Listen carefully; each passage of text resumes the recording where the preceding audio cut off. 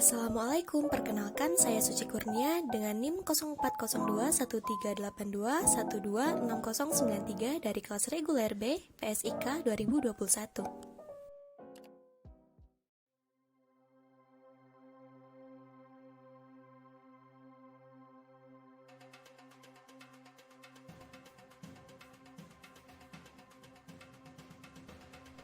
Sejarah terbentuknya Pancasila. Kenapa diucapkan terima kasih kepada saya? Kenapa saya diagung-agungkan? Padahal toh sudah sering saya katakan bahwa saya bukan pencipta Pancasila. Saya sekedar penggali Pancasila daripada bumi tanah air Indonesia ini. Yang kemudian 5 mutiara yang saya gali itu saya persembahkan kembali kepada bangsa Indonesia. Ucap Soekarno. Pernyataan itu ingin menunjukkan bahwa berbagai nilai yang terkandung dalam Pancasila bukan ciptaan Soekarno, akan tetapi sebenarnya telah hidup dan dihidupi oleh masyarakat Indonesia. Soekarno melakukan dialog reflektif kritis, yaitu mengambil yang sudah baik, menyempurnakan yang kurang baik, dan mengkritik yang tidak baik. Marilah kita lihat satu persatu sila-sila Pancasila dalam kehidupan masyarakat Indonesia. 1. Ketuhanan. Indonesia adalah masyarakat religius. Sejak zaman pratulisan, masyarakat Indonesia telah mempercayai adanya hyang gaib. Bangunan megalitikum yang ditemukan di berbagai tempat menunjukkan bahwa masyarakat pratulisan melakukan upacara yang ditunjukkan untuk hyang gaib. Kepercayaan yang dikembangkan oleh masyarakat itu dewasa ini dikenal sebagai agama lokal atau aliran kepercayaan. Hindu, Buddha, Islam, Kristen, dan Katolik hadir dan menjadi bagian dari kehidupan kebertuhanan masyarakat Indonesia. Hindu Bali, Islam Nusantara, Kristen Batak, Katolik Kebatinan, dan sebagainya merupakan istilah yang mengindikasikan terjadinya persahabatan dan percampuran antara kebudayaan Indonesia dengan kebudayaan kebertuhanan bangsa lainnya. Yang kedua, kemanusiaan. Sikap empati yang berkembang dalam masyarakat Indonesia didasarkan pada pandangan bahwa orang lain adalah saudara, sehingga diperlakukan dengan penuh kehangatan dan kasih sayang. Menempatkan orang lain sebagai saudara melahirkan sikap untuk selalu melindungi dan menghormati. Pada pidatonya pada tanggal 1 Juni 1945 dalam sidang BPUPKI, Soekarno menyebutnya sebagai internasionalisme. Inilah filosofi prinsip yang nomor 2 yang saya usulkan kepada tuan-tuan, yang boleh saya namakan internasionalisme. Tetapi, jikalau saya katakan internasionalisme, bukanlah saya bermaksud kosmopolitisme, yang tidak mau adanya kebangsaan, yang mengatakan tidak ada Indonesia, tidak ada Nippon, tidak ada Burma, dan lain-lain. Internasionalisme tidak dapat hidup subur kalau tidak berakar di dalam buminya nasionalisme, dan nasionalisme tidak akan dapat hidup subur jikalau tidak hidup di dalam taman sarinya internasionalisme. Yang ketiga, persatuan. Di berbagai suku, tingginya kekerabatan diwujudkan dalam bentuk marga dengan mengatur tata tanggung jawab setiap individu terhadap saudara semarga. Kuatnya persatuan menjadikan seakan-akan tidak ada lagi kepentingan individu, karena semua kepentingannya ditempatkan sebagai kepentingan marga.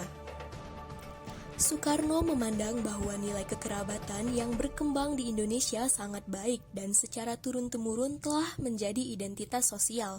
Soekarno menyatakan, kebangsaan Indonesia yang bulat, bukan kebangsaan Jawa, bukan kebangsaan Sumatera, bukan kebangsaan Borneo, Sulawesi, Bali, atau lain-lain, tetapi kebangsaan Indonesia yang bersama-sama menjadi satu dasar nasional. Yang keempat, kerakyatan. Sila kerakyatan dalam formulasi asli yang disusun oleh Soekarno adalah musyawarah demokrasi. Dengan berlandas pada formulasi asli, terlihat bahwa beliau hendak mengaitkan antara praktek musyawarah yang telah turun-temurun dalam masyarakat Indonesia dengan konsep demokrasi yang berasal dari Barat. Jiwa dari permusyawarahan adalah mencari keputusan terbaik bagi semua pihak yang terkait, atau yang dewasa ini dikenal sebagai win-win solution. Yang mana dalam pidatonya Soekarno menjelaskan pemikiran beliau, yakni dasar itu ialah dasar mufakat, dasar perwakilan, dasar permusyawaratan. Negara Indonesia bukan satu negara untuk satu orang, bukan satu negara untuk satu golongan, walaupun golongan kaya. Tetapi kita mendirikan negara, semua buat semua, satu buat semua, semua buat satu. Saya yakin syarat yang mutlak untuk kuatnya negara Indonesia ialah permusyawaratan perwakilan. Dan yang kelima, kesejahteraan keadilan sosial. Dari segi keberagaman kepercayaan, ada Islam, Kristen Protestan, Katolik, Hindu, Buddha, Konghucu, dan berbagai aliran kepercayaan. Dari segi kebudayaan, setiap suku mengembangkan budaya dan adat istiadat masing-masing. Pertanyaannya adalah bagaimana menciptakan keadilan sosial bagi seluruh rakyat Indonesia dalam masyarakat yang penuh keberagaman? Adilkah apabila kebudayaan Jawa yang mayoritas dipaksakan untuk diikuti oleh semua suku lainnya? Adilkah apabila nilai dan norma agama Islam yang mayoritas dipaksakan untuk diikuti oleh semua pemeluk agama atau kepercayaan lainnya? Tidak adil, bukan? Maka dari itu, keadilan hanya dapat terwujud apabila kita semua bersedia mengakui keberagaman dan menjaga agar setiap suku, kepercayaan, tradisi, dan kebudayaan dapat mengembangkan dirinya. Sikap bersedia mengakui dan menjaga keberagaman itulah yang disebut dengan pluralisme. Sikap itu telah lama ada di Indonesia dan sampai sekarang masih sangat diperlukan, seperti yang tercantum dalam semboyan negara kita, yaitu Bhinneka Tunggal Ika.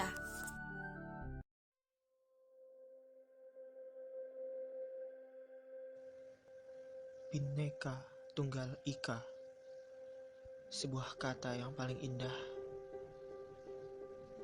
sebuah kata yang menyatu dengan udara, dihirup setiap insan, namun tetap jua keluar akhirnya. Bhinneka Tunggal Ika, apa maknanya bagimu? Bagiku, itu hanya omong kosong. Tidak lebih dari omong kosong. Oh, Cina. Oh, hitam. Oh, putih. Oh, miskin. Oh, kaya. Lihat apa yang kau ucapkan. Bhinneka. Apanya yang bhinneka? Aku adalah bukti ketidakbinekaan. Aku adalah bukti ketidakbinekaan. Mata itu, apa yang mata itu lihat dariku? Congkel saja mata itu jika kau tak mengerti. Bhinneka Tunggal Ika. Bhinneka bukan kalian saja, saudara-saudara. Aku juga Indonesia. Kita Indonesia. Makna suci dan indah Bhinneka Tunggal Ika. Jangan kalian nodai. Jangan jadikan omong kosong belaka. Kita ini satu, Indonesia. Proses perumusan Pancasila. Perumusan Pancasila pada sidang BPUPKI.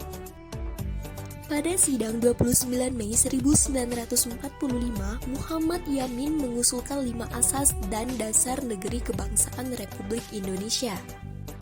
3 hari kemudian, pada tanggal 1 Juni 1945, Insinyur Soekarno mengucapkan pidato mengenai dasar filsafat negara Indonesia merdeka yang juga terdiri atas 5 asas.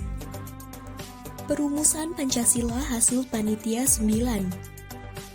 Dari alinea kedua rancangan naskah proklamasi yang dikenal luas dengan nama Piagam Jakarta itu dapat dilihat bahwa dasar negara Pancasila dirumuskan sebagai berikut.